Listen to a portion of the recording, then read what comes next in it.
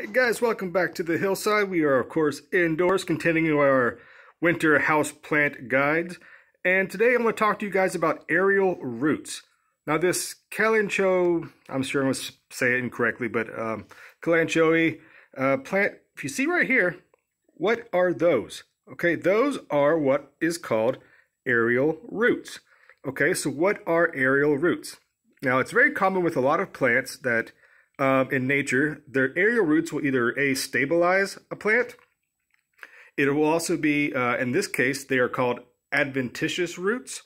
Now, this plant is basically root bound in this container. It's been in for several years.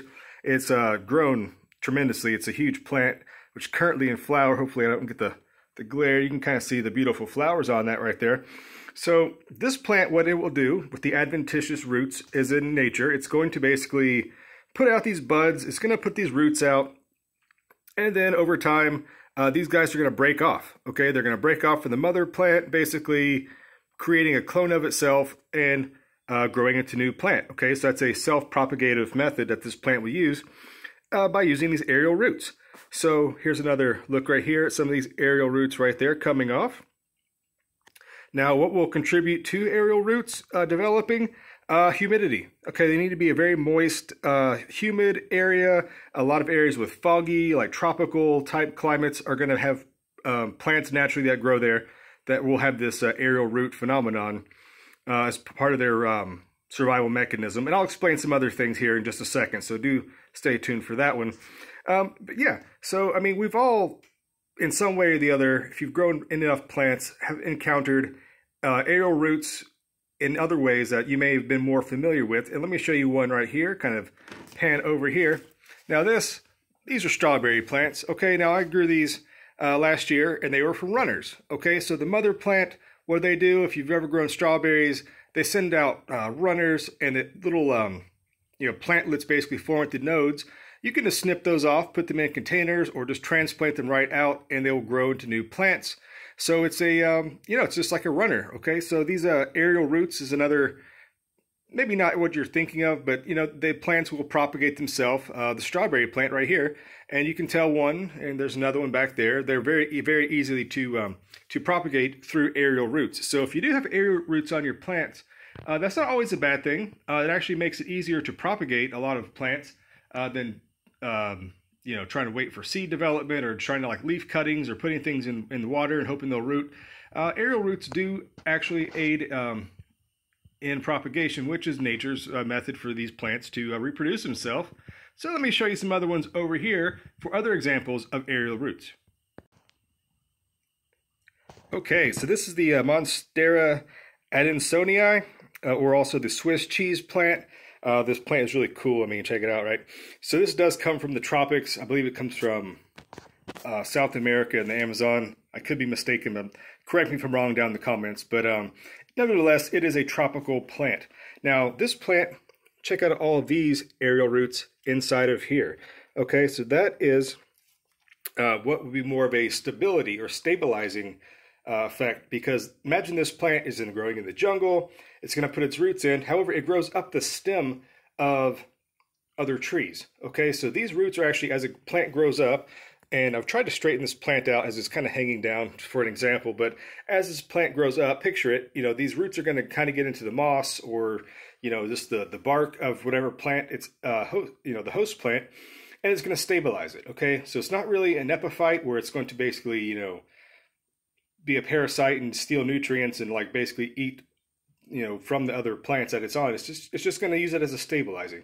So a lot of times when people grow these plants, and philodendrons in general propagate and produce a lot of aerial roots with proper humidity. And I tend to spray these all the time, every day, morning and then in the evening with a water bottle. That does help with the aerial roots, just by if that's what you want to encourage, keeping a nice humid environment. But however, this plant here is very tropical. And a lot of the reasons why people have trouble growing this indoors is because the lack of humidity. So if you have a spot that, you can't spray it because there's a lot of electronics or things like that, I mean, maybe take it to the bathroom, spray it off in the shower, then return it to its location, if that's an idea that something you want to try to go. But anyhow, hopefully I can show you here. Anyways, I did take a cutting back here from the back if I can show you this right here, that little cutting right there, that had a bunch of aerial roots on it. I put it into a pot, which may or may not show over here. This is a little indoor greenhouse for the humidity, but that cutting back there, that had some aerial roots on it, and it's growing. It's putting on new growth. And this actually little greenhouse that you would put outside, but I use it more as a propagation room in the inside here, because it does enable me to basically spray all these plants without fear of like spraying the walls or anything else. The plastic kind of is a barrier, of course, and that's going to just help increase the humidity, which the cuttings need. Some velvet leaf philodendrons back there, those are doing well. I don't see any, those are just small plants. They may or may not put on aerial roots, but it'll take a while. I'm showing you here, there's some of these Christmas cactus or holiday cactus, Easter cactus, several different ones in here, and they're putting on new growth right there. And they will actually put on aerial roots if you get them mature enough, keep them moist. These, like I said, are just from cuttings, so they're not really going to be showing any kind of aerial root development. But let me show you something down here, a little bit lower. Now this cactus here is actually another jungle type cactus, so it's not going to be producing the spikes and things like that. You can kind of see, and I'm sorry, that red light in the background is actually one of my grow lights I have, and it's kind of showing a little glare, so bear with me. But right down there, see that at that node? That again is an aerial root. Okay, so I missed this plant as well. The natural jungle habitat, this this jungle cactus here will put out tons and tons of aerial roots, not so much as a stability because they're not growing up the tree, but it's a way to absorb nutrients, maybe even to anchor itself, but it's going to actually help gather nutrients and moisture for the plant in a tropical jungle, also with a dry season, so like a jungle with a dry in the Atlantic rainforest area of Brazil. So moving over here, now this isn't the best of examples of some aerial roots. However, on this, where did it go? Okay, anyhow, these are some cuttings right here that I took of the pine tree succulent. Now this plant will definitely put out aerial roots, put out tons of them. I basically, as I saw them, I would cut these off the mother plant and then just kind of put them in the ground, and they have taken off. Okay, so the aerial root just gives the plant a jump start when you're propagating. Okay, so it has that root already wanting to grow.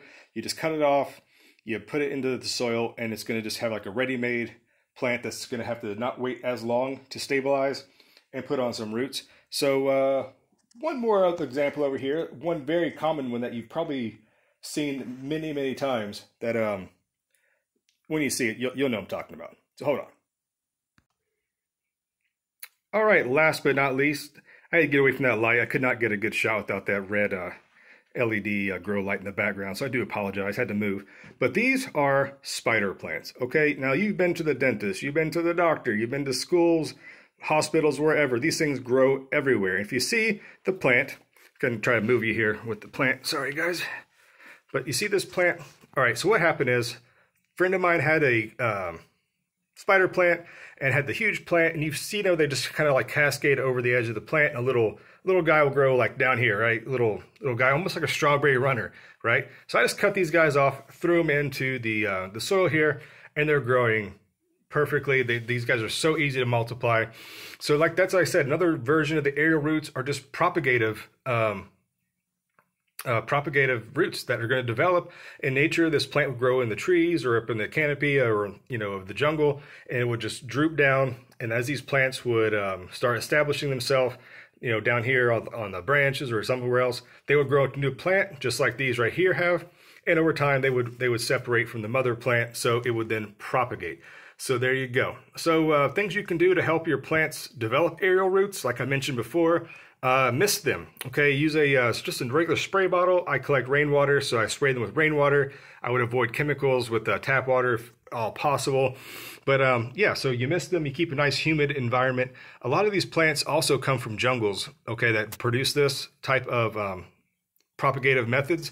So you don't want to put these in bright full sunlight. A lot of these plants are understory plants or canopy plants and things like that. So don't blast it away in the hot sun because that's going to fry your aerial roots. Okay, they do like a little protection like I mentioned, foggy or jungle or even bog type areas where some aerial roots will actually grow above the boggy areas just to get oxygen, because they're growing in basically stagnant areas that don't have enough oxygen for the plant. So they become more like adventurous roots, I believe they're called, that are going to reach out to try to get some air and some circulation to help the plant actually just produce oxygen for the cycle. So there you go, guys, a quick look at some aerial roots. Let me know down in the comments below if you've ever propagated or noticed aerial roots growing on your plants. If this is the first time you've ever seen this channel, please consider coming back next time.